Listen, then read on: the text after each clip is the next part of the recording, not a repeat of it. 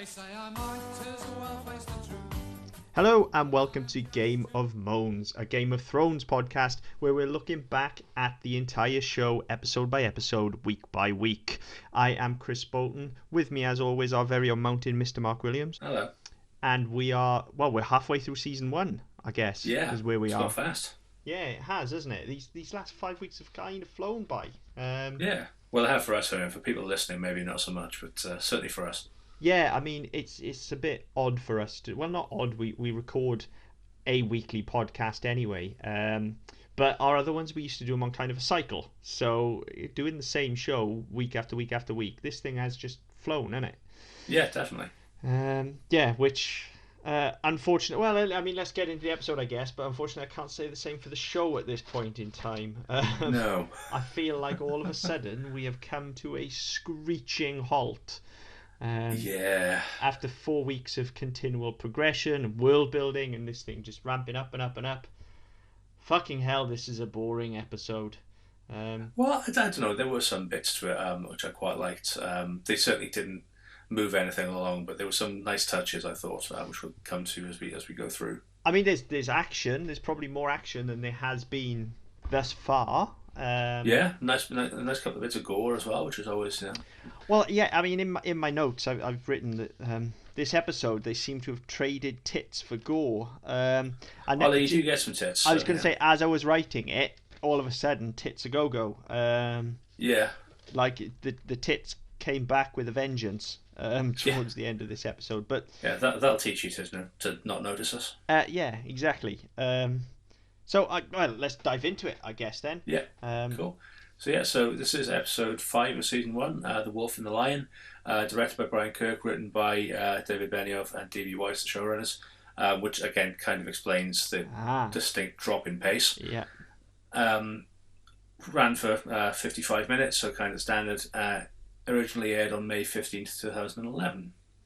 Wow, 2011. Fucking hell. I know, man. Yeah. I mean, I've known it was 8 years ago, but when you say 2011, it really fucking sounds like 8 years ago, doesn't it? I was going to say, 8 years is like 2005 or something like that, isn't it? Yeah, exactly. Like, wow, okay. I know, we're old, man. Yeah. Well, dive into it then. We open up with a sort of vista shot, if you like, a long shot of King's Landing.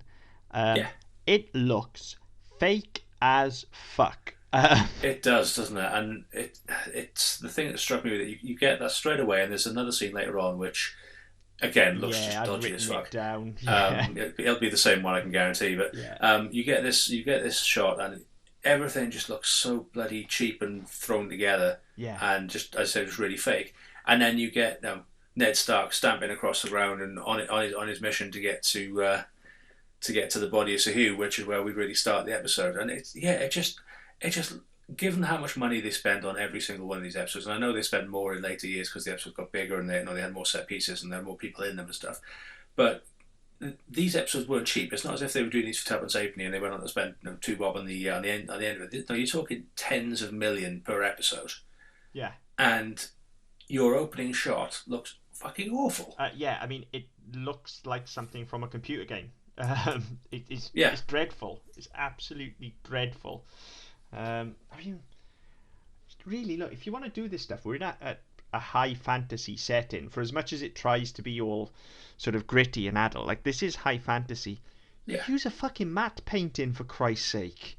Like, well, yeah, why bother something a bit stylized. Yeah, something a bit stylized. Then at least then you can say it's an artistic choice. Not that the guy who was doing it didn't know what the fuck he was doing. Looks awful. Yeah. Definitely the worst looking thing we've seen to date. I would say the cheapest, nastiest looking thing that we've seen. All of that will be replaced later on because there's something even more horrible I didn't want to see. There's quite a bit of shit in this episode actually. So we'll come on to that. So you get the scene and say it looks fake as fuck, and then you get Ned tramping across the jousting ground and into this tent that's been thrown up where they're trying to sort out the body of Sahoo, who got a lance to the throat last week. And again, you get that as soon as you see it, you get the noise of the flies, which I thought was beautiful. Mm-hmm. Yeah, I think it was a fantastic touch. And then you get some bullshit exposition, and again, it's building up to Sherlock Stark. Yeah. There's a lot of that in this episode, but there is, and so you get some. Again, you get sort of Ned's poking around, asking Burst and Salmi about the fact that he's a squire. You're a squire a couple of months ago. How can he afford new armor? How could he do this? How could he do that? And it's kind of it's alluding to something which will come up later. That obviously things aren't on the up and up. Which we've already been told. We've already been told that John Arryn was murdered. Yeah. The suspicion he was murdered. So all this poking around, all it's doing is reiterating something that was said in episode 1. Yeah, I mean, we're past the point of drama here. You've already given us the information. Like, now you are just flogging a dead horse. Like, we need to move this on now. Well, that's it. And I mean, this season is very good for that. And so we've talked about the lack of White Walkers and how poorly they're treated when they are discussed. But we've already seen them. You've already made your point. So what you're doing now is pissing on it. And this is exactly the same. Yeah, absolutely. This episode is just one long retread that goes nowhere, really. But and completely lacks the best people. Yeah, we'll point this out as we go along. Yeah, I mean, ironically, the last couple of weeks I've been saying that, particularly as the show kind of moves on, we get to this point where they constantly seem to want to show their stars no matter what they're doing, to the point where it kind of really adversely affect the story, because we're cutting back from one story to another, and I've been kind of praying for them to just kind of laser focus in on one story and fuck the others, we'll get to them when we get to them. They do exactly that here, but the problem is they focus on the least interesting story. They focus on the wrong story. Maybe this politics floats your boat, but it's never really been the best thing about the show to me. It's certainly good and it's interesting, but just give me the fucking White Walkers already. Seriously. Yeah, I mean the problem is, and I mean this season in general, in like 3 episodes time, when you get the big twist of season 1, everything is building up in such a way that you don't see that coming. Mm-hmm. And I've got to be honest, when I first watched it, I didn't see it coming, and we'll get to that. And I'd imagine anybody listening will know what I'm talking about anyway, but I'm not going to say it just in case people are watching for the first time. So I mean, this is all kind of building up to that. This is kind of building a case so that, oh fucking hell, did they really just do that? Yeah. They can't have done that. So this is all building up to that. Everything involving this particular storyline, anything to do with John Arryn, anything to do with Ned Stark, anything to do with little birds and spiders and fingers and all the rest of it, it's all building to a very specific point. Yes. And this is the one thing I will say, actually, that this episode does deserve credit for, because it didn't jump all over the fucking place. No, absolutely. You didn't have 20 minutes in King's Landing, then a throwaway scene at the wall, then a throwaway scene over in Dothrak, and then another throwaway scene somewhere else, and then back to King's Landing. It focused on the Stark storyline.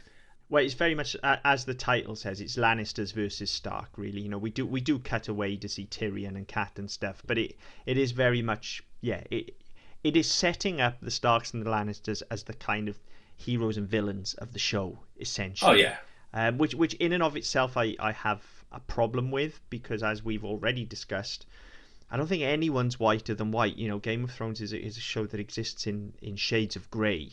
And that's fine. I don't mind that, because that adds an air of realism. Because in real life and outside of high fantasy, life is grey. Things aren't as cut and dried as people would like. I like that. Yeah, I like that. But the problem here is they're trying to say, and they very clearly tried to go down this road towards the end of the episode. It's the Lannisters are bad. They are the bad guys. Yes. Well, yeah, they're not really, though, are they? Well, they are, but everybody else is equally as bad, and I think that's what will come up in the next couple of episodes. That, as I said, nobody's whiter than white, and from that perspective, you don't really, you automatically you feel for the Starks, because all the way through you've had it set up that they've been wronged. We saw Bran get shut out of a window in episode 1. We saw somebody try to kill him in episode 2, which we believe to be on Tyrion's orders. Which we then found out was on Jaime's orders. So it's been set up all the way through that the Starks are the heroes, and they're going to take this show right through to the end. And all we want to see is Ned get one over on Jaime, Ned get one over on Cersei, the Lannisters get their comeuppance, and maybe the Empress will fancy talking because that's what he does. And it sets it up, and for me, it's because they spent so much time focusing on this one storyline. It really does detract. Anytime they try to do anything else, or they try to move it on in such a way, like in this episode where they go to the Eyrie, they go to the Vale to Kat's sister. I just don't care. No, that's the because problem. It's taken me away from the action they've been trying to push me towards in the first place. Yeah, I just really do. I have an issue with this vilification, and as it happens, as we go through, I'll point it out. But yeah, I do have an issue with it going down that. It's not. I guess there's enough there that you don't have to go down that road if you don't want to, but they do definitely try and push you that way. But I mean, to dive into it, then let's start making our way through the episode. But the first note I've got here is just a throwaway line from Ned to Robert, really, because after the discussion outside the tent, he goes to see Robert. Yes. And Robert's being a prick, you know, as he's shown himself to be of late. I mean, the gag about the breastplate stretcher where they send what's the youngest Lannister? What is he? Lancel. Yeah, they send him off to find a breastplate stretcher. It's quite funny. It is, and it's the sort of thing we've all done for apprentices. Yeah. You send them to. You send them to fight. No, you send them to get a long weight. You send them to get a bubble for spirit level. Yeah, that sort exactly. of stuff. So that gave me a giggle, but more so the line that I really like here was, again, these two together. Even when Robert's being a prick, I love these two together.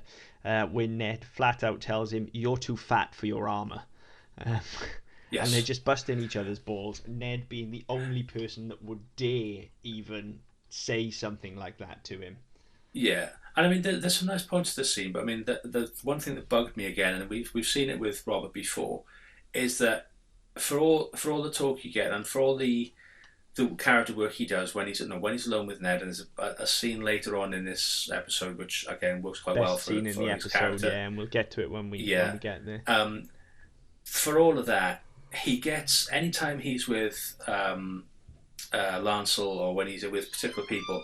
He is an absolute prick, and he's a bully. Yeah, he is. And he just goes out of his way to demean people and belittle people, and it's not comfortable to watch. And for all no, the way he's been aligned is kind of he's between the Starks and the Lannisters, but he's the king, and so people do as he says. But because of that, he throws his considerable weight around. Yeah. Without realizing it, but actually thinking.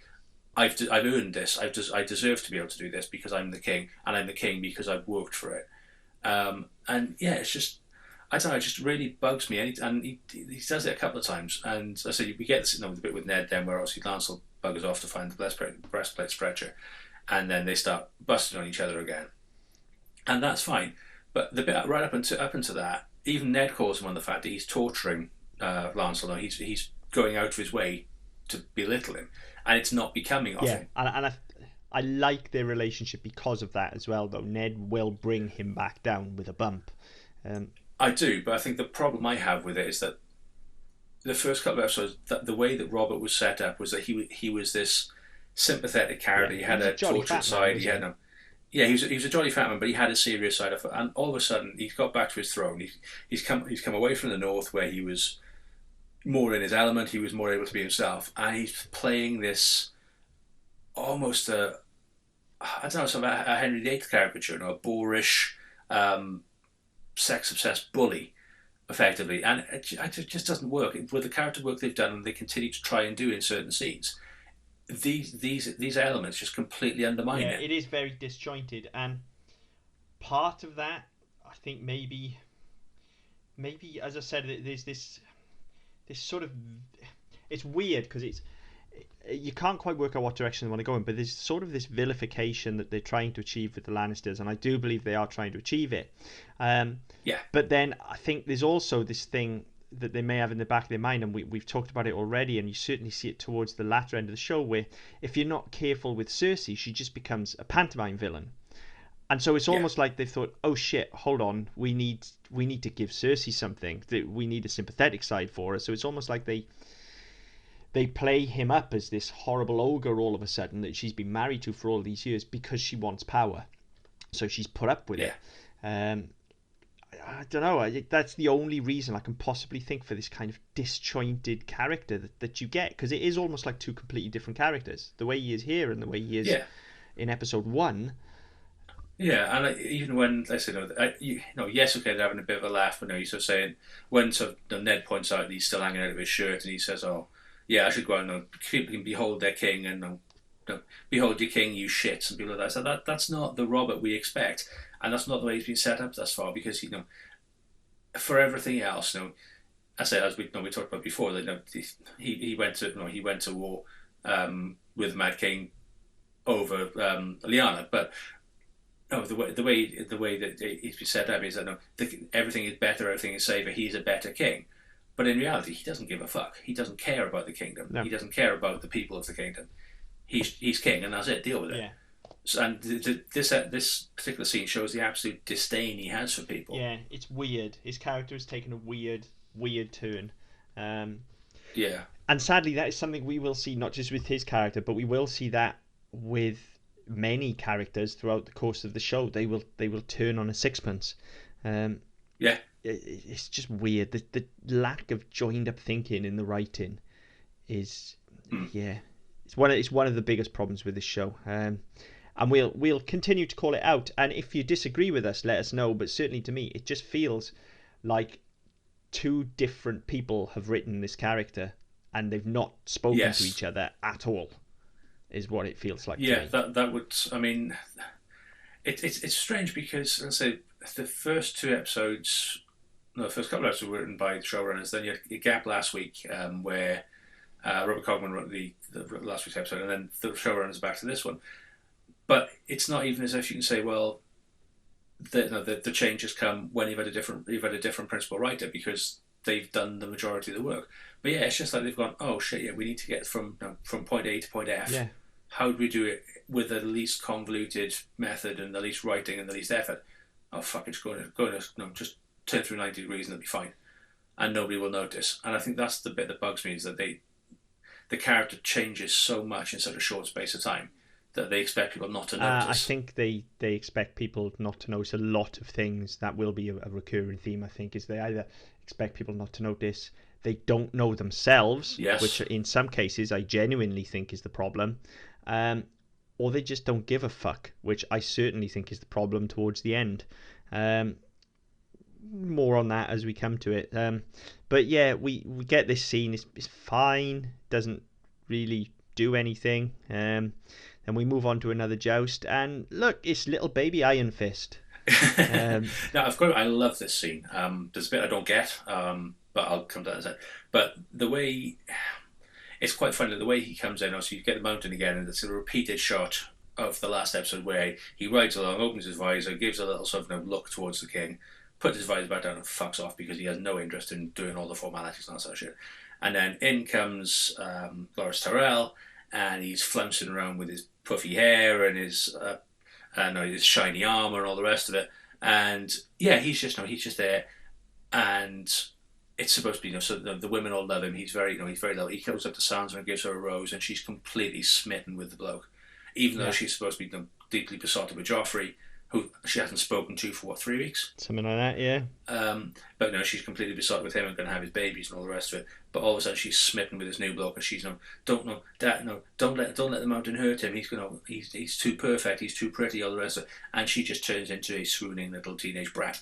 And I think it's the only time we see her in this episode, actually, isn't it? Which is kind of quite nice. It is, yeah. But yeah, so I mean, you get that, and then let's say you get into the actual fighting. Because of the way it's shot and the way they cut away, and they try to explain it later on, you don't actually see what happens or what it is that Loras Tyrell does to knock the mountain off his horse. Now they explain, or Littlefinger explains, that he knew that the mountain's mare was in heat. Doesn't explain what he did, and because of the way it's cut, you don't actually see how it happens. You don't see what he does. No. So it's just really, unless you know about horses, it's really fucking confusing. I know fuck all about horses. I know shit about horses. Yeah. So as far as I could see, something happened and he knocked the bigger man off his horse. Yeah, I figured he was just a better jouster. But apparently it's not, because he knew the mare was in heat, and so he did something underhanded, which then sounds immediately leads to defence. He wouldn't do that. Well, he fucking did. Yeah, because there's some sort of wager that's going on the side. Yes. Now again, some good old fashioned taunting from Littlefinger to Renly. Oh fucking hell! All Littlefinger, I've actually written in my notes. All Littlefinger is missing with that taunt is a raised eyebrow and an ooh matron. Yes. It's carry on level smut. Oh, absolutely, and that's beneath even this show. It is. It's so disappointing. This is the bit before the joust where he's sparring with Renly. I quite liked, but then as I say after the joust when the mountain's down and they get into it again was poor. Terrible writing. That is awful dialogue. It was. However, the next sequence I think in terms of visuals make up for the crap writing. Because the Mountain gets his sword, chops the horse's head off, which again looks fake as fuck, obviously because they didn't kill a horse, but it doesn't look convincing. It looks as though they've kind of got a hobby horse, and when he hits it with the sword, it's like it all falls apart. It's like it's in sections, so it all comes apart naturally to make it look like the head's coming off. But it just doesn't, because of the way it's shot, it doesn't look as though it's a head coming off. It looks like a bolted-on structure just collapsing with some red spray everywhere to kind of distract you. But then he grabs his sword and he calls for his sword, and this really unathletic idiot. I mean, we're talking Special Olympics type of running, can barely get one foot in front of the other, swaggering down the concourse wherever it is with this sword that's about 14 sizes too big for him. The mountain swings, it cuts the horse out, and then he proceeds. Now, get me right, he's cleaved a horse's head clean off with one blow. He can't break a wooden shield. Yeah. With same said sword. So he's there hacking away at Loras.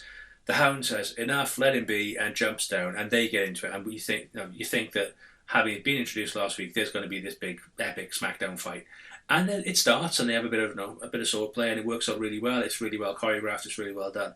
And then Robert stands up and says, "Stop the madness in the name of the king." And there's the most beautifully choreographed shot it's awesome. Yeah, it is awesome. It's phenomenal. The Mountain swings a sword, and as Robert finishes shouting, the Hound just bends a knee and kneels for the king, and the sword just sort of slides over his head perfectly.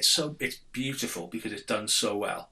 Yeah. And it almost makes up for the really shitty writing that's come before it. Yeah, no, it almost, but almost. It does not make up for when, or is it, will you be having your friend? When exactly will you be having when will you be having your friend? No, with a nod and a wink towards Loras. Yeah, ooh, matron, seriously. God. I mean, yeah, it's fucking horrendous. Yeah, but yeah, we get the horse beheading, and then we go on to a particularly gory fight with Tyrion. Yes. So all of a sudden, it's like, bearing in mind, the last real gore we saw, I think, was way back in episode 1 where we had some beheadings. And now all of a sudden, it's like there's fucking blood everywhere.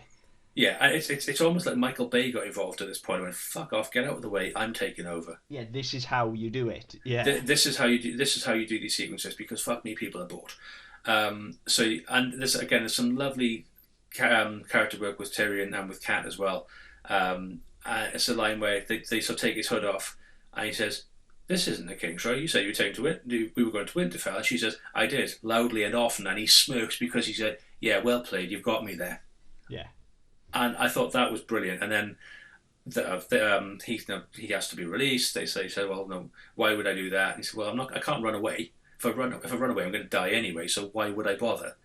And then they get attacked by a hill tribe, and she ends up freeing him because, as he rightly says, if I die, what's the point in all of this anyway?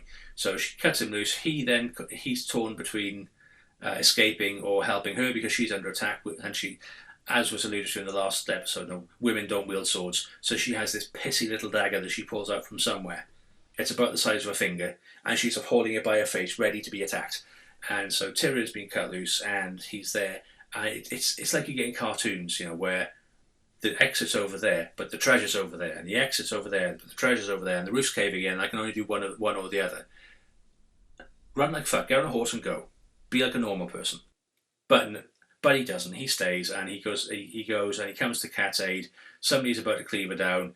He attacks. He hits this guy in the shin with a shield, which I know he's a dwarf and he can only reach so high. But again, that's like Tom and Jerry shit. That's banging your toe with a hammer. It's not clever. As alluded to on Who Wins last week, like, just continually headbutt the guy. You're at nut level. Like, well, that's it. So, but he gets his sword again. It's another pissy little wooden shield. Sorry, not sword. And he hits the guy in the leg with it. The guy turns around and he twats him in the stomach and then in the face. Guy goes down, and then he gets the pointy end of the shield because luckily it's not a Captain America thing with which is rounded. It's got a pointy end, and he just repeatedly drives it into this guy's eye.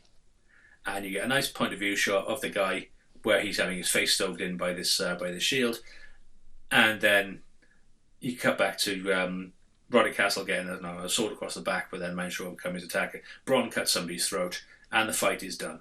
Yeah.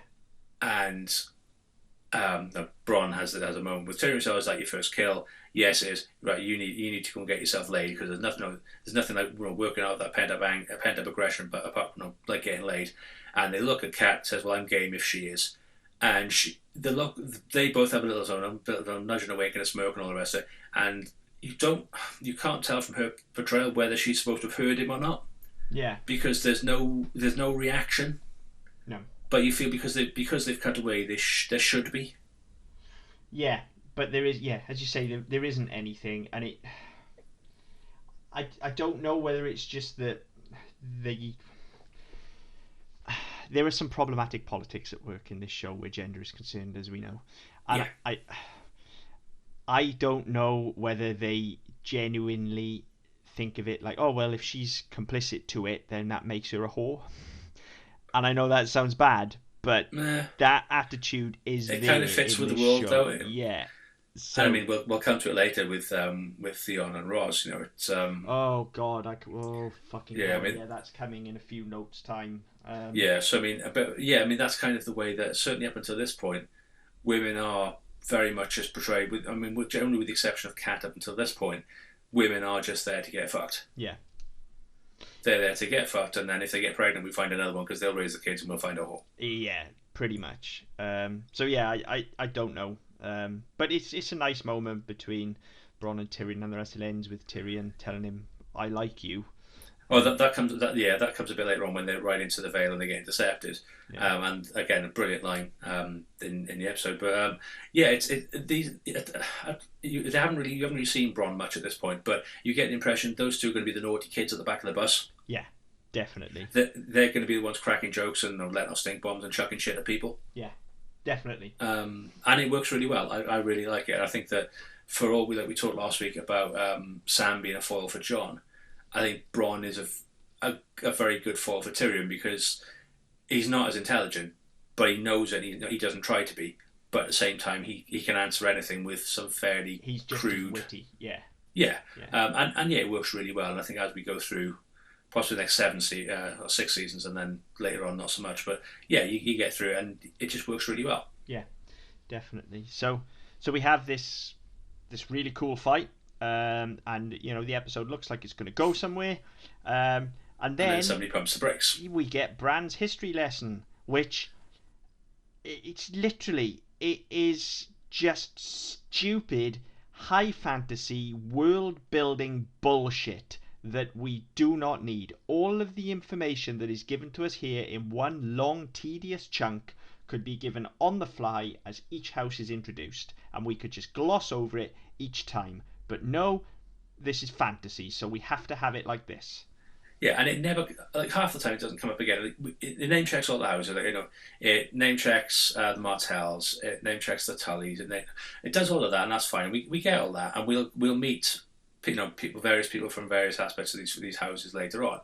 We don't need to know their sigils because they're never shown. No. Or they're very infrequently shown to a point where it's not relevant. We don't need to know where they are on a map because who gives a fuck? Look, the people in the houses are important. Some of the interplay between the houses is important politically, but by and large, we don't need the entire history of the fucking houses. This is a TV show. not a book. Correct. Like, we don't need this shit, and this totally kills the episode. It does. I mean, there's very little momentum, and then the scene is made worse by two factors. One, you've got Theon there. Always makes things worse. Generally makes things worse anyway. He's there. He makes a few snide comments, and in all fairness, Meister Lewin gets him with a good comeback. He says that the Greyjoys are famed for their archery, navigation, and lovemaking. And he turns around and fires an arrow, and Meister Lewin says, "and failed rebellions." Now, again, it's a nice little callback to Tyrion's comments from last week, and again, just a bit of a put down to remind Bran that actually he's not here by choice. He's here because his father was a twat. Yeah. So that was a nice point, and that's useful because that's character information. Yeah. But the rest of it, who gives a fuck? And then the other part, which completely cements this scene as being a wet fish. Bran gets all emo. "Oh, my mother left me. She doesn't love me." Grow the fuck up. Yeah. I don't want to talk about this scene anymore. It's boring as fuck. It is. I mean, the one thing I do want to say is that bear in mind that Meister Lewin says, while you were asleep, you wasn't asleep, you were unconscious, but while you were sleeping, your mother stayed by your bedside for 3 weeks. What he doesn't tell you is actually somebody tried to kill you and she nearly lost all her fucking fingers protecting you. Yeah, that maybe he should have led with that. You know? Yeah, go with that bit. She loves you. We know she loves you because she nearly died trying to protect you. While you were unconscious and somebody came to kill you, she nearly died. Yeah. Lead with that. That's how you can show that she's protecting the family. Her interest is in protecting her family, not because she's gone off on some secret clandestine mission that I can't possibly talk about because you don't need to know. You're only young, and yeah, it's just fucking annoying, this scene. Yeah. Because there's so much they could have done with it, which is missed out in favour of Theon being a cunt and Bran being a cunt. It's an awful scene. Has no place here. Adds nothing. Boring. So, moving on, it's Roz. Finally, here's Roz. Tits a go-go. Her tits aren't that amazing. What's everybody so much, talking about? But no, so there's only one whore there, so no, they've got no frame of reference. Aside that, Cat Stark, and she's kind of old. Yeah, but Roz's tits were built up last episode. Oh, they were perfect. The most amazing tits you've ever seen. But again, John has no frame of reference. I guess, but then because he's never had his Sally on the side, has he? So it's. But then everybody talks about him, not just John. There's also. But I think everybody talks about Roz. They don't talk about her tits. They just talk about Roz. I guess it's John that says they were amazing, isn't it? Yeah. Yeah. Okay. So but you're right. No, they're not that great. They're tits. We have seen better in the show already with other characters. Yeah. This is not us rating tits as a show, by the way. This isn't something we're going to do every episode, but I feel like it does need pointing out that these. Yeah, that'll be a separate show on YouTube where we just show pictures. But I mean, this is the scene somewhere. I mean, I say it's annoying again. It's good character work for Theon because again we show that for all his airs and grace, all his airs and grace, and he's the big I am. Nobody takes him. Even the whores don't take him seriously. No, but regardless of how seriously the whores take him, fucking hell, his attitude here, like he just manhandles Roz. It's just wrong. He's an utter bell end, but even more so, like, I'm sorry, we don't need to see this. It could be insinuated. Like, we just don't need to see this attitude. We don't. I mean, the scene is useful because, I say, it builds up the fact that nobody respects him, nobody takes him seriously because you are here because your father failed to overthrow the king. Your father mounted a rebellion, was shut down, and instead of killing you and all your family, Ned Stark let you live as his slave. Yeah. That's what you are, boy. Don't you forget that. Don't ever forget that. And he gets all pissy and defensive and my family have ruled the Iron Island for 300 years. Nobody else can say that. Well, no fucking wants to. When you see the Iron Islands, you know why. Yeah. No, they don't get invaded because they're a shithole. Yeah. It's like presiding over Beirut. Yeah, but still, no reason for him to be grabbing paws and beating them around. No, that's right. And I mean, he's all hands and trying to be menacing and imposing, and she just doesn't give a fuck. She says, I don't want to pay for it. Then go and get a wife. And again, she just constantly belittles him. Yeah. Which I just quite liked because he's a twat. Yeah, he is a complete and utter bell end and shows himself to be so once again in this scene. So moving on, because this is, as I say, I find this scene quite distasteful, so let's not linger on it. We move on to a scene with Varys and Ned, and we find out that there is a plot to poison the king. Dun dun dun. Like, okay. I feel we need to get a copy of that, because that's going to come up time and time again. Like, seriously, we knew this, 3-4 episodes ago, and we're only on episode 5. Yeah, this was alluded to in episode 1 that that somebody killed Jon Arryn, and the king wasn't safe. We've been told this already. Yeah, but the way it's delivered, like, again, it just needs slow-mo, freeze frame, like dramatic music. The works. That said, there is a lovely callback to this in episode 8.5, I think it is, right at the start of the season 8, episode 5. There's a lovely callback to this where he's talking about the poison. Oh. So I mean, it's not. This is the sort of thing I like. Now they've done their world building, and somebody at some point is going, what did we call that poison all the way back when? Yeah. Oh, it's the tears of Lys. Right, we can use that. We can go back to that again. No, it's like water. You can't see it, you can't smell it, you can't taste it. Happy days. So that sort of thing I like. That sort of thing's done really well. The flip side of that is obviously there's the talk about Bran and the small talk and the uncomfortable stuff, which again Ned clearly has no time for. No, and nor do we, because we don't need to hear it. That's it. And Sean Bean kind of portrays it as everybody else is thinking, why the fuck are you here? What do you want? What's going on? Because that's the important thing. Why are you wasting everybody's time? Yeah. So then you get a lovely line from Varys. No, Ned says, "No, I've been here a month. Why are you telling me now?" And Varys says, "I didn't trust you." And again, come back to what we were talking about last week. No, because of all the politics and all the factions and all the rest of it, nobody knows whose side who is on. So again, we had Littlefinger saying last week, the wisest thing you've done since you've been here is to distrust me. Varys is saying, I didn't trust you, I don't know you. Okay, I've come to know you and I think you're a noble man and I think that actually I could probably trust you. But I didn't because, I don't trust anybody. Yeah. And that's seen in a couple of scenes' time. And there's a good bit of one-upmanship goes on in that scene as well. But yes, we get that, and that works quite well. Once the important part of the scene gets going, but again, you get the impression they've just overwritten it because they've gone, oh fuck, we need to fill an extra 5 minutes. What can we flesh this episode out with that we don't fucking need? And the answer is about 53 minutes of the bastarding thing. Totally. And again, it's just treating the audience like idiots because we know this. Don't spoon feed us. We know. Yeah. But again, it's in the book and it's done in the book, and they've just gone, oh fuck it, we need that scene because it's in the book. And on the wiki page, actually, it tells you what chapters of the book have been adapted to make the episode. Fucking hell! And there are 9 chapters in this episode. It's a 50-minute episode. Just fucking tell them, get from A to B. That's all you have to do. Yeah, exactly. Very next scene, then Arya's chasing a cat. Yeah, which I love. I think it's brilliant. She handles it fantastically. Called out last week that she would move on to cats, and that's good. And then she gets locked in by the most comically large lock you have ever seen. This has been manufactured by fucking Acme. This lock. Like, yeah, it is as big as her fucking head. It is, but she does have a very small head, to be fair.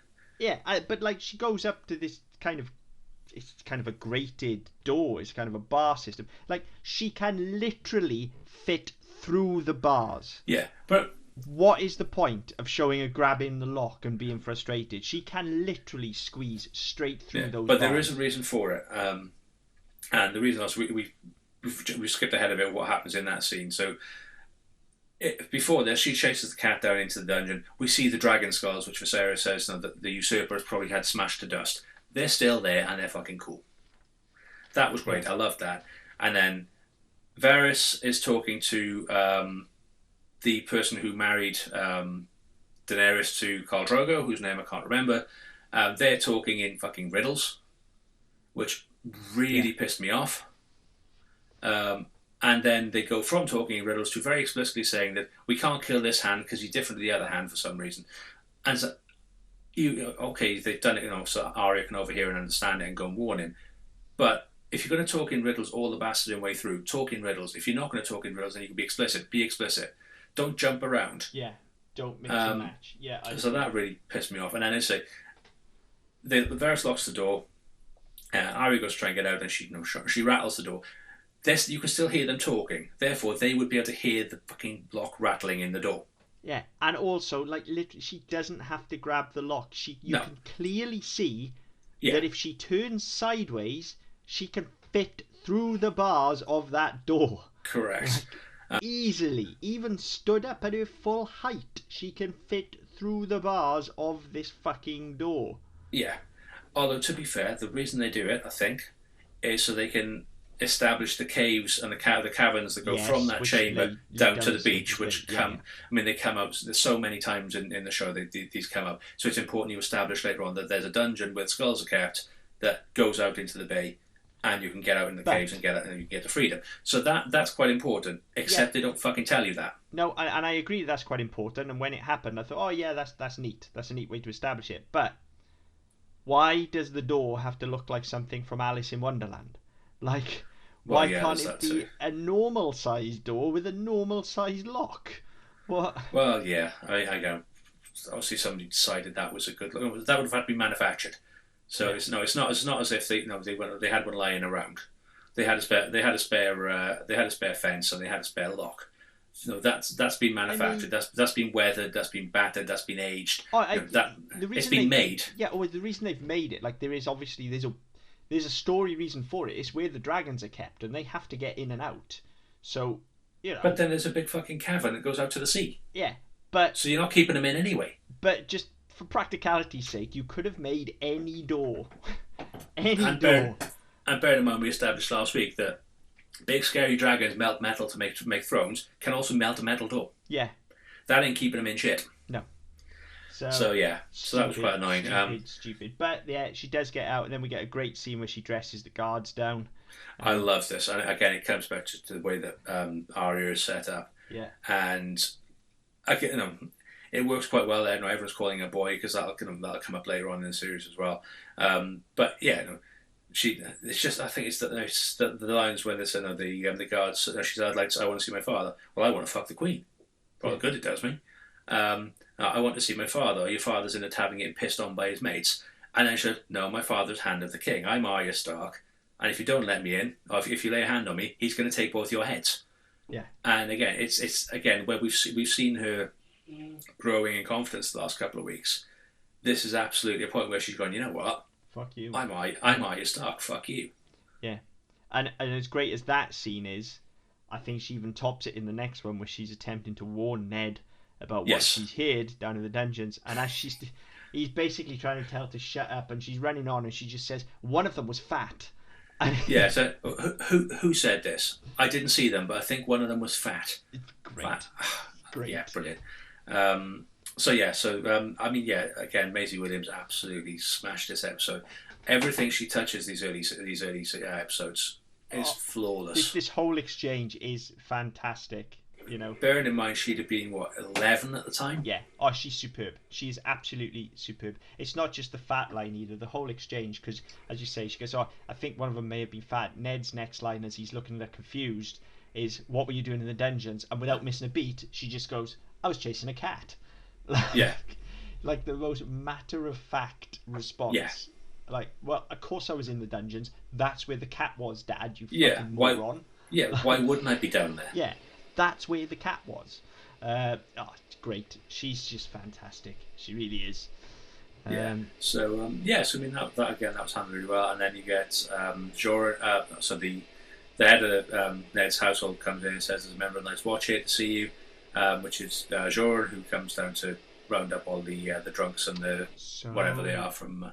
Yeah. So last week we get this set up, and then this week, instead of seeing the Night's Watch, we just get a mention of them. And again, automatically, the way the Ned is. Did my brother send you? Is everything all right? What's going on? Oh, nobody sent me, but I felt you shouldn't know what's going on because everybody's going to know soon. It's about your wife. What about my wife? Is she dead? Somebody killed her? What's happened? The way it's said is that you wouldn't just say it like that and leave it because that automatically he's going to think the worst. Yeah. And then, she's taken the imp. Taken it where? What the fuck? Give me the actual full story, not half a job. Bad writing, and again, just completely misunderstanding how to use drama. Like, you're going for drama where there's already drama. We don't need the dramatic pauses.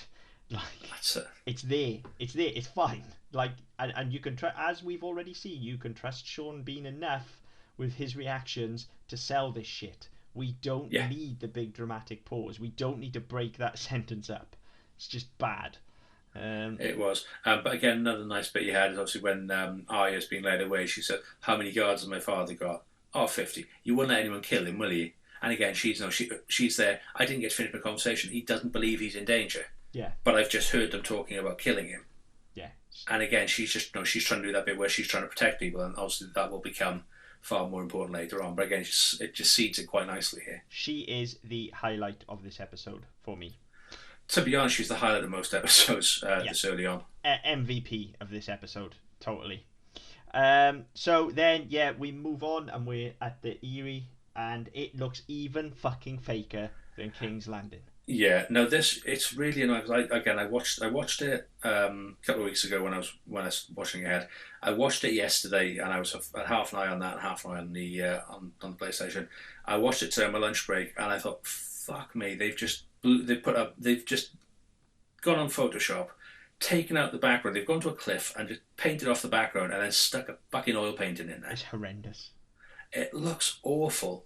And it doesn't even match. Like, the lighting doesn't match, and nothing about it works. Yeah, it's horrible. But on the back of that, you get, again, Tyrion and Bronn fucking about the back of the bus. Great. They say it's impregnable. Give me 10 minutes for spikes, I'll impregnate the bitch. Yeah, great line. And Tyrion goes, I think I like you. Yeah. And again, you just get this. It just sets up really well because he just doesn't care. No. He's like, well, I don't know. It might be impregnable, but I'll give it a go. And that's a line that makes up for the horrendous shit from Littlefinger earlier on. Like, that's some genuine, like, great dialogue. But it was, I don't know, it was probably in the book. I don't know. Yeah, maybe, I don't know. Yeah. Not gonna read it to find out. So then, that's that scene done. And then we find out that Jorah's ratted out Dany. What? Dun dun dun. Which again, there's a very early. Which you told us last week, for Christ's sake. Yeah. Finds out she's pregnant. Immediately fucks off on a super secret mission. Yeah. Yeah. Funny enough, that he's gone to tell him he's pregnant. She's pregnant. So yeah, fine. We know that already. We already know that he's a slaver, and we all the misgivings that Ned has. Don't really care because we've already seen the character. We know his past. We've been told his past. Don't really care. Gotta be honest. No. But what is interesting here in this scene, and it's something that I was screaming at my TV even in the last season because I specifically remembered this exchange. We literally get it spoken. Okay, spoilers. Okay, so we're back. So we literally get it spoken. Is it not wiser and kinder to kill her now so that tens of thousands may live? Literally spoken out loud. There it is.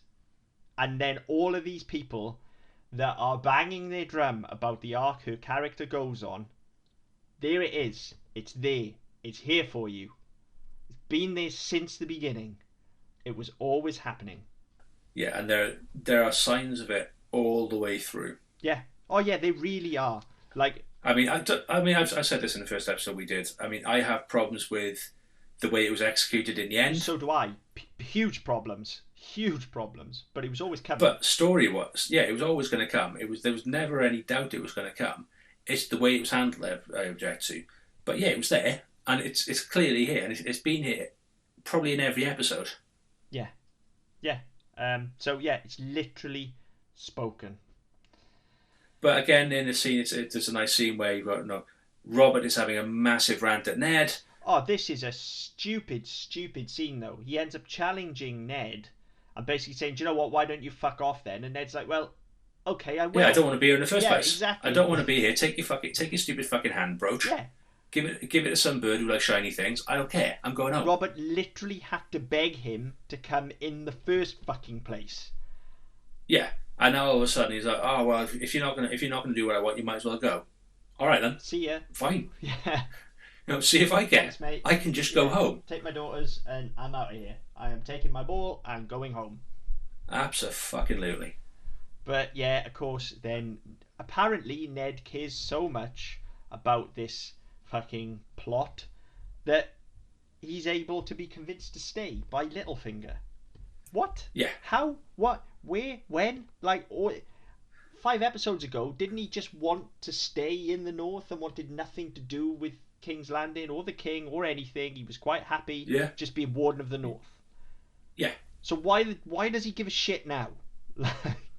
Well, that's said, and I know. I mean, yes, okay, he's been told there's a plot, but there's always a plot against leaders. It makes no sense. This is a character choice that makes absolutely 0 sense, and it's another 180, like we talked about with Robert. He's gone from, I'm staying here with my family, I'm protecting my family, my place isn't down there, I've done my fighting, I'm done, I'm out. Yeah. To, oh no, I must stay here and avenge the death of somebody that I barely know. Yeah, or I knew fucking years ago and haven't seen for a decade. We have actually missed the scene out. There are 3 various scenes in a row. So you get the one in Ned's chamber, you get the one in the dungeon with the guy from across the Narrow Sea, and then you get his exchange with Littlefinger. Oh yes. They run into each other, and this one I don't know whether I like the scene or not, because I should. It has the hallmarks of the scene in Heat where you get De Niro and Pacino on screen and they're very much talking around each other and trying to one up each other without being cocks about it. Yeah. But they don't quite nail it, do they? No, they don't quite pull it off, because Littlefinger and Varys are just like, I've got a bigger dick than you. I haven't got a dick, but it's still bigger than yours. And it's just like, you know what? I don't care. No. We know that you both have spies. We both know that you know everything that's going on in the kingdom. It doesn't really matter. You know, these veiled threats of, one word to the king, one word to the queen. Who gives a fuck? Just get on with it. Yeah, like I said, this is the part of the story that I care about the least. Yeah. These political machinations, I could give a flying fuck about this. And I know some people really love this side of the show, and great, here it is for you. And there are lots of examples later on with other characters who pull this off very well. I mean, I said it very early on. It's an episode in season 5, which is probably some of the best writing I've seen on this show. And it's a scene where 2 major characters sit in a room and do fuck all but talk. And it's done brilliantly. See also season 3 of The Walking Dead. Just throwing that out there. Yeah, I know the episode you mean. For 2 characters sitting down talking, and it works out. It works fantastically. However, they do it here with 2 characters who do nothing but talk the entire show. Yeah, and I could care less. I'm so bored at this point. Yeah, exactly. I hadn't even made notes on this scene. It had completely bypassed me. I'd forgotten it even existed till you just brought it up. So yeah, that probably says all you need to know about it. Unlike the next scene, which is burned into my memory, and to be honest, I thought came later in the show. But right, we get more tits, and more specifically, we get breastfeeding of an 8-year-old. I mean, that's just fucking disturbing, and it's done for shock value. It is. It's if it's in the book, it's unnecessary. Even if it is in the book, do we really need it? It's unnecessary in the book. It doesn't add anything to the character. It doesn't do anything, and I mean, we see the character of Robin Arryn fleetingly, over the first couple of years, and then maybe once or twice after about season 3. So nobody cares. No, not at all. It's just weird for weird's sake. Yeah, it is, and it's because it doesn't go anywhere. What's the point? Yeah, exactly. If it meant something later on, fine. And again, he's the one who introduces the moon door. I want to see the little man fly, and so they introduced. Obviously, we've seen the Eyrie. We know it's bloody tall. So you introduce the concept of the moon door. You want to throw him out of it. And we'll see what happens in time. Give it time. They could have done that in so many better ways. Than to have a breastfeeding almost tween. Yeah, it's weird, and it makes me uncomfortable. And I know that's what they're going for, but that still doesn't make it good to watch. No, it doesn't. And I think that they've just gone, oh, well, it's in the book, we've got to put it in. Both occasions where there have been nudity in this episode have made me extremely uncomfortable. And they've been entirely unnecessary. at this point, it really is starting to get a little bit male gazy. It's like somebody's going, there's an excuse to get tits out here. Let's do it. Oh, and we can treat this lady really badly. Let's do that as well. Yeah. No, we haven't seen a nipple in 25 seconds. Quick, get it out. Yeah, I don't like it. No. Don't like it at all. And it's sadly one of the images from this show that is burned into my brain because it's so fucking weird. It's not great. No. And then from that, obviously, you get the lots of arguments again. Tyrion tries to defend himself. He's not given the chance to speak, mainly because they know if he speaks, he can probably talk his way out of it. And then it's let's introduce him to Maud. And there's this big overarching threat of Maud, and Maud is just a fat bald man who's not threatening in the slightest, and actually even looks quite friendly when he throws Tyrion in the cell. Yeah, you suspect he's got some sort of learning difficulty. Yeah. Also, I know we're really high up, but this is the most useless cell ever. Like, as cell construction goes, I'm pretty sure a rear wall is fucking essential. Well, not when you're like 95,000 feet in the air, probably. Yeah, but if you look at it, there are very clearly ledges and handholds. Like, you could scale that wall. Yeah, let's be fair. If this was a computer game, you could climb in that easy. Yeah, if this was a better fantasy film, you'd be climbing that. Yeah, exactly. Although, no, maybe because he's a dwarf, he's not capable. But they didn't know a dwarf was going in there, did they, when they built it? No, exactly. Like, you put any kind of barbarian or fighter in there, they are scaling that wall. No, not being funny. You build that as a cell. You build it as long as you can, but about 3 inches wide, so you can't actually stand on it. Yeah. That's your deterrent. You move, you fall, you die. Yeah. But no. You give him a 10 by 10 with a roof and all the rest of it, and then you just take the back wall off. And you give him a view. Yeah, nice view as well. Actually, I quite liked it. Yeah, I mean, you could just sit there for eternity, just kicking your legs over the side. Yeah. Do you know what I mean? Yeah. See how long piss off the edge and see how long it takes to land. Yeah, exactly. He likes doing shit like that. Yeah, ridiculous. Yeah, useless.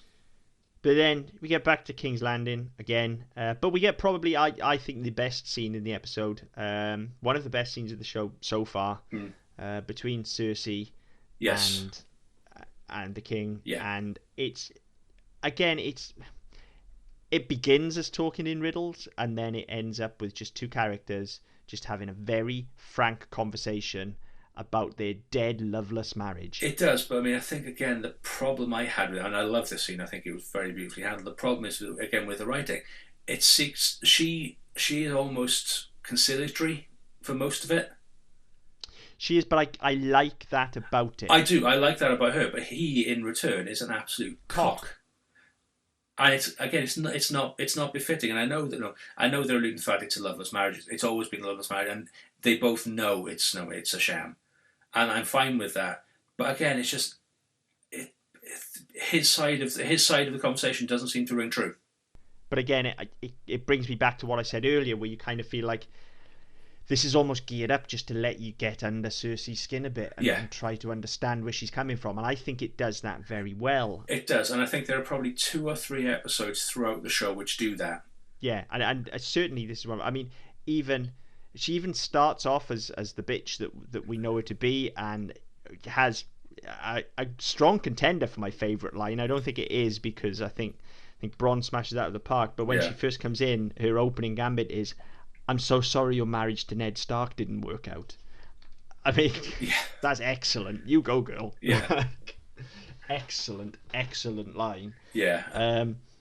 She's just fucking great in this scene. She's absolutely phenomenal in this scene. I mean, nails it. Generally for the first 5.5, 6 seasons, I can't fault her. No. Yeah, I think she's absolutely spot on. But yeah, I mean, it's a very well handled scene. But I guess the performances are great. I think the writing is a bit one-sided.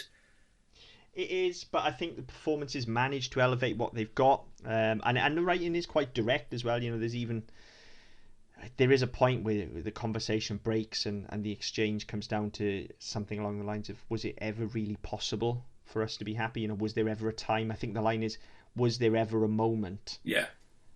And she just says, no. You know, and the two of them share that exchange. They just say, no. Yeah, no. Yeah. And it's, you know, we've had it all the way through, and it's just a sort of reiteration or confirmation that as most were at the time, it was a marriage of convenience. They didn't love each other, they didn't have any affection for each other. They were married because they had to be. Yeah, and it's very, as I say, it's very frank, it's very honest between the two of them, and it feels very raw. She is being honest here, which is something we see rarely from Cersei. Yeah.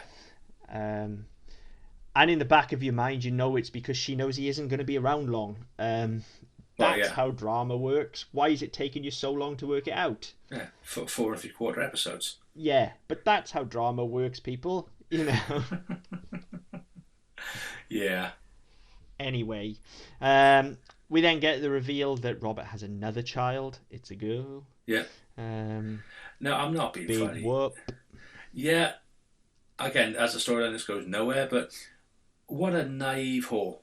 That I haven't been with anybody else. So in other words, you're going to starve because you're a whore, and that's how you make your money. So I don't want his jewels. I don't want his riches. I just want him. What makes you think he wants you? Because you're just a whore he paid for, or probably didn't pay for because he's the king. Why would he? What sort of simpering idiots do they have in King's Landing brothels? Yeah. I mean, what kind of simpering idiot works for Littlefinger anyway?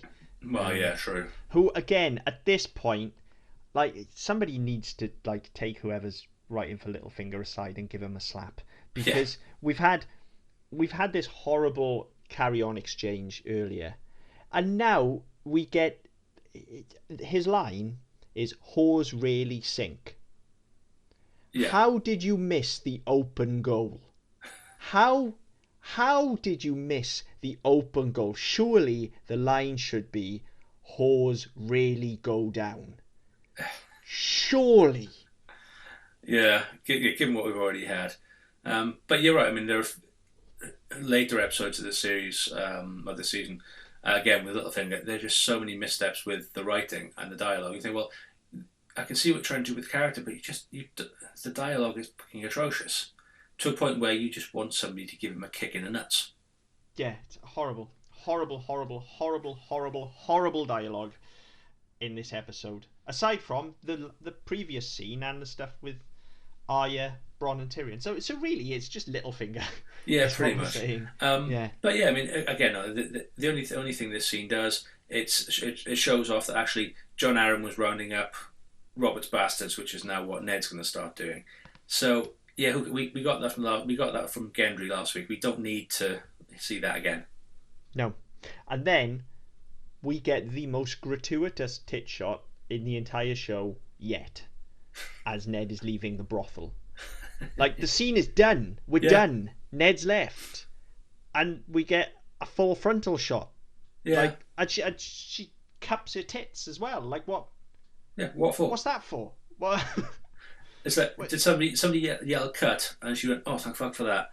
Yeah, like, and then realised they were still rolling. So they went, "Oh, we'll just take the cut out, and it's fine. It'll look funny." I mean, this isn't fucking page 3 of The Sun. Like, well, to be fair, page 3 of The Sun isn't page 3 of The Sun anymore. No, good point. But we don't need this. She's adding nothing here. Like, what? Yeah, I mean, it's just. I don't know. I just don't know. I don't get half the choices they make in the show. However, they're better tits than Roz's. This is true, but Roz is Roz is the only whore in the north, whereas these are King's Landing whore. Yeah, these are cultured, sophisticated southern whores. Yeah, this is a prostitute, not a whore. That's what this is. Yeah, just horribly gratuitous. And then obviously we come towards the episode thunders towards a close with another great fight, and great moments. Like, it didn't occur to me really until this point that we hadn't really seen Jaime this episode, but Jaime rocks up looking dapper in his Under Armour once again, wearing it like a fucking cowboy would wear a duster. Yeah. Whoever decided on that in the wardrobe department, like, hats off, seriously, because he looks fucking cool in that armour. Yeah. And then we've already seen his relationship with Tyrion a couple of episodes ago, but this just cements really the relationship between the two of them. Yeah. He's got wind of what's happened to Tyrion. He knows it's his fault as well, but at the end of the day, this is his brother, and he loves him, and he's going to fight for him. And to be fair, you always get it. Tyrion is always running his mouth about his father and his brother, and they're going to do this, they're going to do that, and you never see it until this point where actually you go, Oh yeah, actually, okay, yeah, Jamie will go and fight for him. He's the only one, and Yeah, I've always liked that throughout the show. The relationship between the two of them is quite sweet, and Tyrion knows it as well. You know, even though they might throw a few barbs back and forth, they're brothers at the end of the day. They're going to squabble, but the two of them do care for each other very deeply, yeah, and that's quite sweet. And especially, as I say, when I feel like we're moving towards a place where we're now going to frame the Lannisters as villains. You know, there is a confrontation here between Jamie and Ned, and definitely this is shot and played as though he's supposed to be the villain. At this point, we think Ned Stark is the hero of the show. You know, he's gone off on this quest and everything. John's not even been in this episode. Nope. So all of a sudden, here comes the big bad riding in to challenge him. But even with all of that, Jamie Lannister, once again, absolute true north. He's here to defend his brother's honour. Yeah. And when the fight does play out in a dishonourable manner, you know, the two of them get into it. And to be honest, I think Jamie quite clearly, you know, Sean Bean is clearly a little bit past his best for swinging a sword here. Well, yeah, I mean, Ned Stark has been idling in the north for 17 years, whereas Jamie's still head of the King's Guard. He's still nimble, active. And he's a better swordsman. But yeah, still, he still jousts, he still goes to tournaments and shit like that. So he is clearly better. And you see when, I can't remember the head of Ned's household, I can't remember his name, but yeah, he very clearly disarms him and sticks a little sword through his eye. Yeah, he's good. We see Jamie to be a good swordsman, you know, which up until this point, all we've heard is, he's the Kingslayer, he stabbed the king in the back, and all of this. Now we see that he is actually a competent knight and a good swordsman. Yeah. And moreover, and this is very important because, again, it's here right away in season 1. There is a moment where the two give as good as they get. They go toe to toe. And then one of the King's Guard decides to step in and take Ned's knee out by spearing him from behind. Yeah. Now, if Jamie was a villain and if he was everything that everybody says he was, he would have taken Ned's head off there and then. Yeah, he'd have run him through. The opportunity was there. He's on his knees. Yeah. You just stick your sword through his head. If he was annoyed and wanted to the kill all on his own, he'd have gone and killed the member of the King's Guard for doing it without an order. But he doesn't. He goes over and punches him out, which is the right thing to do. You know? Although you've got to wonder what sort of fucking helmets these guys are wearing, because they're all in full armour and helmets and shit. But he gets punched in the face and falls over. Yeah. But by the way, we talked about this before. Yeah, you know, it's the right thing to do. True North, like that fight wasn't honourable, so he hasn't had a victory, and he's very annoyed about it. But that doesn't make him a murderer either. No, and it doesn't. It sours from the fact that they've been setting up for this probably since episode 2. Ned and Jamie. They've been setting up that you might be better than me once. You might be better than me now. I don't know. Well, it might be quite nice to find out. But we'll know, both of them knowing full well that actually it never needs to happen. So once there's an actual need for it and they go into battle, there's a point to it. But so to have it interfered with, and I think even at the start of it, Ned says, "Oh, if anything happens to me, your brother's dead," and so Jamie says, "All right, take him alive, kill everybody else." Yeah. That's the villain side of him. But then let's say you get into it and you get this absolute cockwomble who interferes in the fight, and Jamie, the look on Jamie's face is like, "What the fuck did you do that for, you absolute prick?" Yeah, totally. And even Jamie's command earlier on of kill everyone else, again, his motivation is that his brother has been captured. He will do anything to get his brother back. Now, that doesn't necessarily mean that killing is right, but this is the universe we're in. People fight to the death here. So he wants his brother back. He's going to have to kill for it. So, you know, justified? He certainly thinks so. You know, he doesn't have to question his actions. He wants his brother back. Yeah. You know, it's not like he's just going on a murderous rampage. Yeah, You know, so once again, framing him as a villain, I don't think he is. I don't think he ever has been.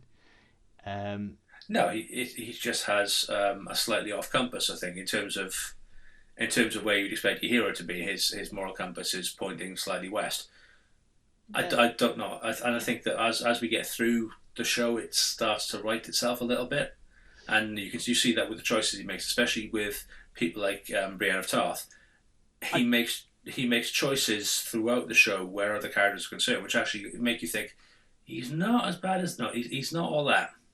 I don't think he's ever really been bad. As I've said several times, I genuinely think, as far as heroes go, I think every choice he's made has been for the greater good.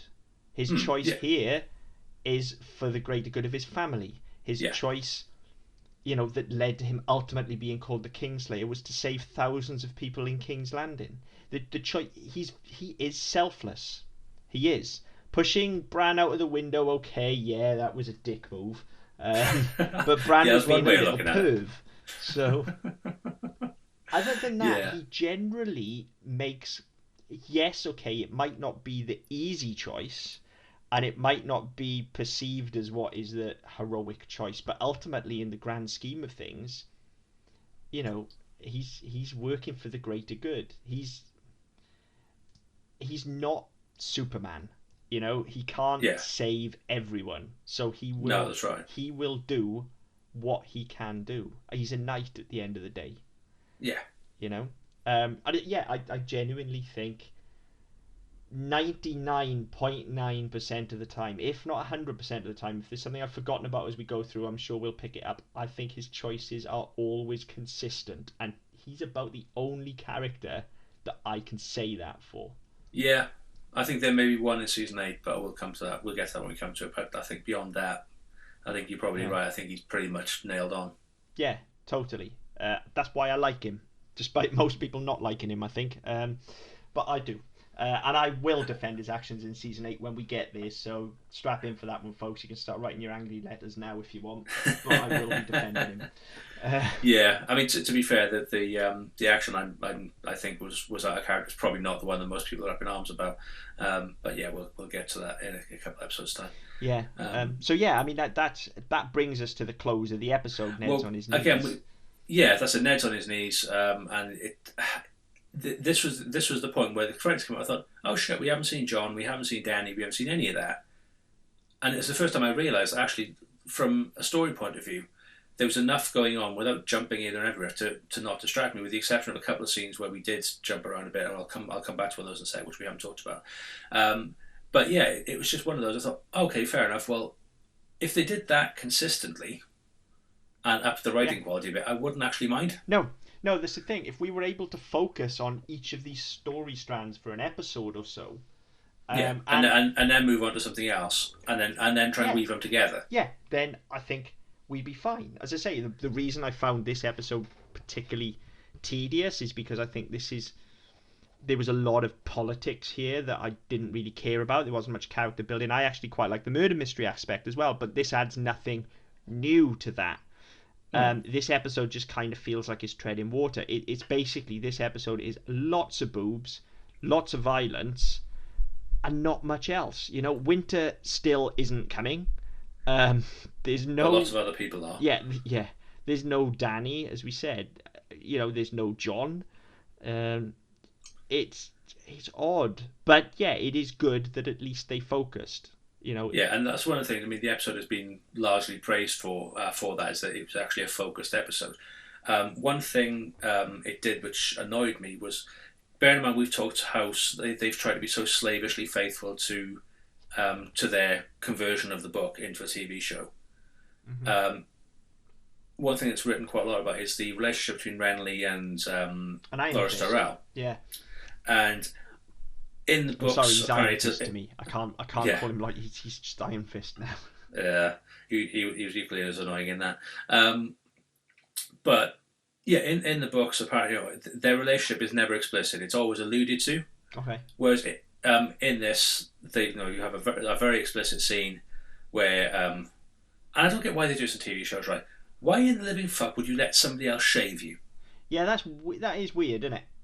And there's been a few shows I've seen over the years that have done that, and it always... Is it? I guess... I don't like myself doing it. Yeah, visually it suggests intimacy. Obviously, there's a huge amount of trust there. So... Yeah, but I mean, I don't trust a professional to do it. I don't trust a barber to do it. I won't trust some fucking... I don't trust my fucking self to do it. I use a fucking electric shaver. Like, I wouldn't let anyone else near me with a fucking razor, that's for sure. Yeah, exactly. I mean, apart from the fact that it confirms what Littlefinger was suggesting earlier on, that there's a homosexual relationship between these two, which, fine, yeah, don't care, not interested. The only thing it does is it sets up where Renly's character is going to go in the next couple of episodes and into season 2, whereby there's a suggestion, and it's almost as if Loras is playing Lady Macbeth, and he's just trying to pull his strings a little bit to, well, you could do a better job as king. Why don't you try and do that? I'll back you. My family will back you. We have a shitload of money. Fuck the Lannisters. We can pay for it. And he just starts pulling the strings a little bit. Yeah. And again, we're at a point where there's already enough fucking politics and backstabbing. Yeah. We don't need more. I don't care. Yeah. I don't need any more. And I mean, we'll get to the Battle of the Five Kings and all that shit later on. I don't care. Again, it comes down to, especially at this point, maybe this does happen, maybe it doesn't, as you've just said, but we're getting back to, if you want to say all of that, you can say that, but you can amalgamate these characters. That can be said by someone else. You don't have to litter the playing field with all of these tertiary characters that are just going to pop in and out and are essentially there so that we can up the body count in a few episodes' time. Well, yeah, that's it. You know, and as these characters start dropping off, these minor characters, I will complain about it a hell of a lot, because they do just come in, add nothing, go away, and their deaths don't even mean anything. Yeah, and you just get the impression it's there to flesh out the set pieces that are going to come. Yeah, totally. So yeah, I mean, a couple of things I did like about this episode. So we don't see Robb Stark at Winterfell. We don't see Jon at the Wall. We don't see Dany and Jorah or anybody in Dothrak, to a point where they're not in the credits. I hadn't noticed that. Their names are taken out the credits. They add the Eyrie to the credits. Yeah. Because it's a new location. It's between King's Landing and Winterfell. So they've even gone to a point of saying, look, these credits are specific to this episode, and they do it later on as well. So at the start of season 8, they've completely redesigned the map. So all of a sudden the wall has been destroyed and all the rest of it. So it's a nice. It shows where they're going to go with it. And I didn't realise it first time around. It's only because I watched it today, and I've gone, oh, hang on. Yeah. Emilia Clarke should be there because it's alphabetical. Why is she not there? Oh, Kit Harington's not there either. And then you show the Eyrie. It's like, oh, right, okay. And so it's like, there's some things, the attention to detail is absolutely flawless. That is. Then you get to the writing and the story. Blessing and its curse, though, isn't it? Yeah, that you get things like that, and it's perfect. And then you get to the writing and the story and some of the characterization, and you go, seriously, you can redesign your credits every week, but you can't get that right. Yeah, exactly. And it's things like, seriously, you can animate entire fucking dragons, but you won't show me a giant dog. Like, yeah, you know, like, that is this show's blessing and its curse. There is anally retentive attention to detail in places, and just complete and utter lack of care in others. And unfortunately, a lot of the time, the lack of care does come in the storytelling. And I'm sorry, there it is. That's the first time I think I've really ragged on the show, but there it is, guys. I'm sorry, but there are points where the storytelling in this show is abysmal and inexcusable. We haven't hit them yet, so I'm going to ease off the throttle, but it does happen. There's one coming in a couple of weeks for me, and I think the problem is that it's difficult, having not read the books, it's difficult to know how much they've tried to keep and how much of it they've had to sort of improvise, and how much of it they've tried to keep without keeping the things that hold it up. Yeah. So they've taken out the underpinning structures, but they've left in the event, which doesn't make sense on its own. Yeah. So we'll see about that in the next couple of weeks. But yeah, for me, I think this is probably a point where the writing starts to slide, if that's possible, even further towards madness in the next couple of weeks. Yeah, totally. And just as we bring this down to a close, then I think we've both done our final thoughts. So, no White Walkers this episode. No mention of winter is coming. No sea one bombs, use of the word cunt. And more one mention of the importantly, no sea bombs from either of us. Yeah, there were. I said it twice earlier on and once just now. Really? And it was in It was in the episode once, and I can't remember where, but it's mentioned once. Look, I'm now so desensitized to you dropping C-bombs that You've known me for 15 years. I've genuinely been listening throughout this episode, and yeah, didn't even pick up on it. All right then, I'm wrong, stupid cunt. But no, that's okay. That's 4 as opposed to 15. So we're getting better. Yeah. Lots of fucks. Oh yeah, lots of fucks, but didn't. I'm not going to try and count those. But yeah, so yeah, I mean, unfortunately, sometimes the characters sort of warrant that visceral, emotional sort of response. But yeah, I mean, for me, it's a very, very poor episode. It doesn't really do anything for me. There's some nice touches, but largely it's thrown away for me. I don't see there's nothing in there they couldn't have done in possibly 3 or 4 scenes across the previous couple of episodes. You're exactly right. There is like 10 minutes of excellent stuff here. Yeah. And then 40 minutes of absolute drivel. Yeah. That's what this episode is, basically. It's filler. Yeah, totally. And that's disappointing. If people disagree, I say they probably do, because let's be fair, people normally disagree with us. Get in touch, let us know what you think. I mean, we're happy to carry on this conversation at length. But you can get in touch via our website, ddpodcast.net, on Facebook with Double M Podcast Network, on Twitter we're at ddpodcastnet. Get in touch, let us know what you think, because I'm starting to lose the will to live. I think that by the time we get to the end of the season, I'm going to need a break. But until next time, game over.